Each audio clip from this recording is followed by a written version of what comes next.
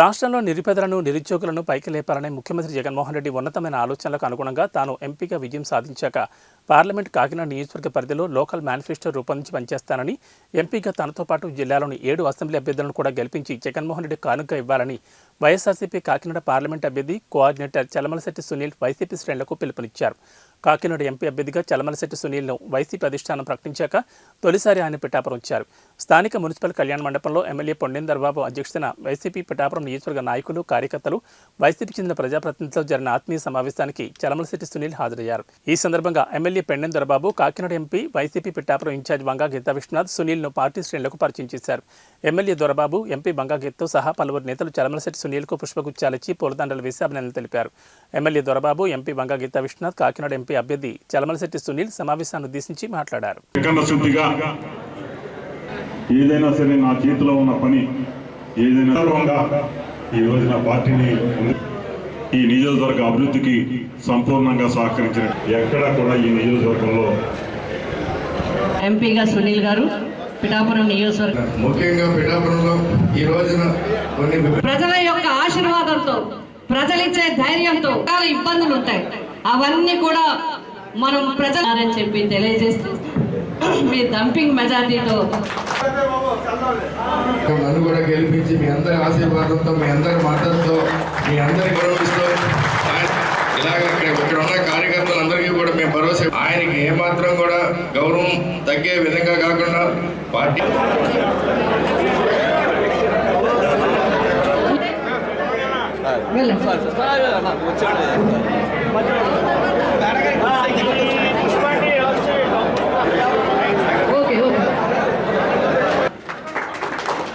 ఎప్పుడూ కూడా నేను రాజకీయాల్లో ఉన్నా లేకపోయినా, నేను పదవులు ఉన్నా లేకపోయినా మీరు ఈ ఇద్దరిని మంచి మెజార్టీతో నెగ్గించి తద్వారా మీ అందరికీ కూడా సపోర్టు వీళ్ళిద్దరూ ఇస్తారని మనస్ఫూర్తిగా కోరుకుంటూ, అయినా కూడా మీ అందరికీ కూడా నేను మాటిస్తా ఉన్నా, రాజకీయాలు ఉన్నా లేకపోయినా నేను ఎల్లప్పుడూ కూడా మీకు అండగా ఉంటాను. నా తలుపులు ఎప్పుడు తెరిచే ఉంటాయి.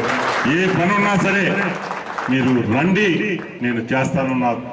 నా చేతిలో ఉన్న పని ఏదైనా కూడా చేస్తానని చెప్పేసి ఈ వేదిక ద్వారా తెలియజేస్తూ, ఏదైతే ఇప్పటి వరకు ఈ 25 సంవత్సరాలుగా ప్రభుత్వం వచ్చిన తర్వాత ఈ 4 సంవత్సరాల 10 నెలల కాలంలో పార్టీ పుట్టినాటి నుంచి ఈనాటి వరకు నాతో ప్రయాణించిన ప్రతి ఒక్కరికి కూడా శిరస్సు వంచి నమస్కరిస్తూ, మీ అందరూ కూడా మనస్ఫూర్తిగా త్రికరణ శుద్ధిగా సునీల్ గారిని, గీత గారిని ఆశీర్వదించాలని మనస్ఫూర్తిగా కోరుకుంటూ,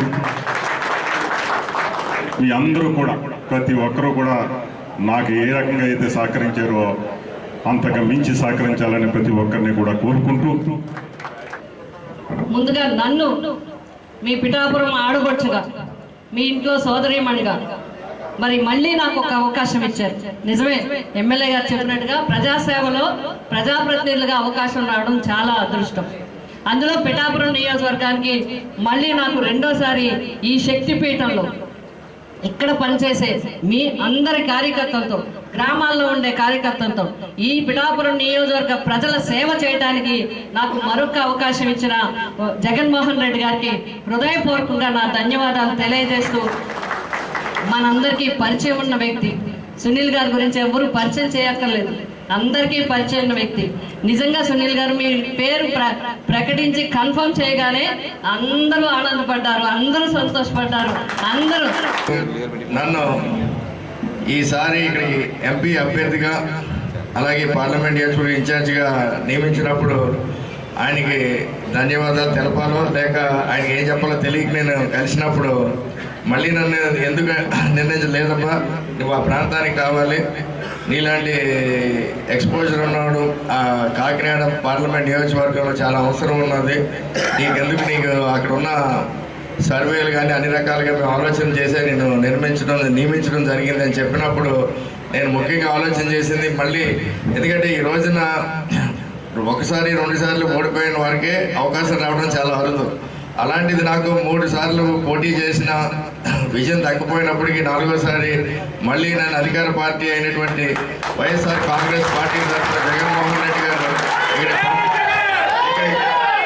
పంపించారంటే ముఖ్యంగా ఏది పక్కన పెట్టినా ముఖ్యంగా అయితే ఈ కాకినాడ పార్లమెంట్ నియోజకవర్గం ప్రజలు మీరందరూ చూపించే అభిమానం ఆదరణ మీ అందరి ఆశీస్సులు ఈ రోజున మళ్ళీ నాకు 4వసారి కూడా ఈ అవకాశం దక్కే అదృష్టం జరిగిందని చెప్పి మీ అందరికీ తెలియజేసుకుంటున్నాను. ముఖ్యంగా మన ముందున్న లక్ష్యం, ఎందుకంటే ప్రతి ఒక్కరికి తెలుసు ఆంధ్ర రాష్ట్రంలో గత 4.5 సంవత్సరాలుగా భారతదేశంలో ఏ రాష్ట్రంలో ఏ ముఖ్యమంత్రి చేయని విధంగా జగన్మోహన్ రెడ్డి గారు బ్రహ్మాండమైన గొప్ప సంక్షేమ కార్యక్రమాలు చేపట్టడం జరిగింది. ఎందుకంటే ఈరోజు ఆయన ముందు ఎలక్షన్లకి ఆయన ముఖ్యమంత్రి అవ్వకముందు కూడా చెప్పేవాడు, మనం ఈ రాష్ట్రంలో నిరుపేద అంటే బాటమ్ ఆఫ్ ద పిరమిడ్లో మనం ఎంత మంచి కార్యక్రమాలు వాళ్ళందరినీ అంటే వెల్త్ క్రియేషన్ అంటారు అదంతా చేయగలిగితే తప్పకుండా ఈ రాష్ట్రం అభివృద్ధి చెందుతుంది, ప్రజలు ముందుకెళ్తారు. ఎందుకంటే ఈ వనరులు అని చెప్పినప్పుడు మనం ఇక్కడ ఉండే జనాభానే పెద్ద వనరులు అని చెప్పి కూడా మీ అందరికీ నేను తెలియజేసుకుంటున్నాను. అలాంటి ఎన్నో గొప్ప ఆలోచనలు పెట్టే జగన్మోహన్ రెడ్డి గారు